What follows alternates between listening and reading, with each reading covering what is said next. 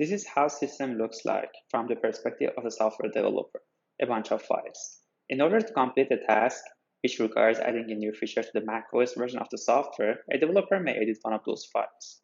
However, that file is also shared the Windows version and may have unexpected side effects on that version too.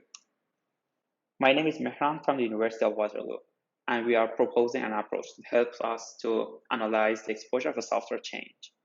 In order to draw those circles, we need to understand the build system first. So build system takes some input, like the source files, libraries, and some compile time configuration to build different deliverables, which are the variants of the software application. The build system do that by the help of the data structure called the dependency graph. Here you can see a small snippet of a dependency graph. The green nodes are the source files.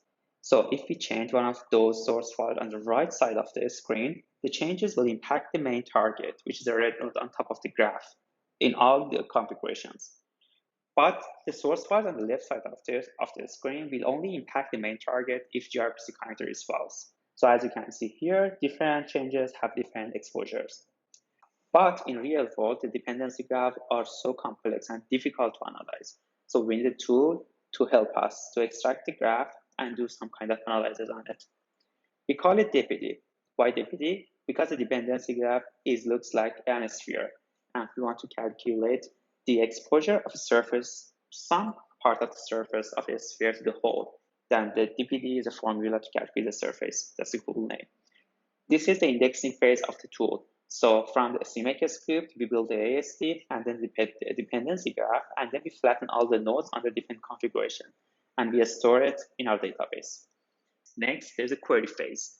Based on software patch, we extract change files, and then based on our index, we can tell developers which file will impact which deliverables under different configurations. We are interested to evaluate the effectiveness and efficiency of the DiPiDi tool. In order to do that, we choose different projects from KDE and Qt repositories and then select different patches from those projects.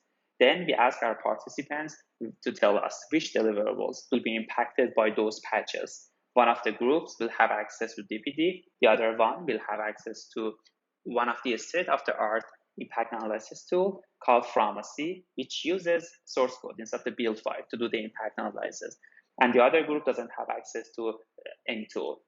We define the grant rules manually, and by comparing the results from our different participants, we can answer to two questions: which approach is most efficient and which approach is most effective.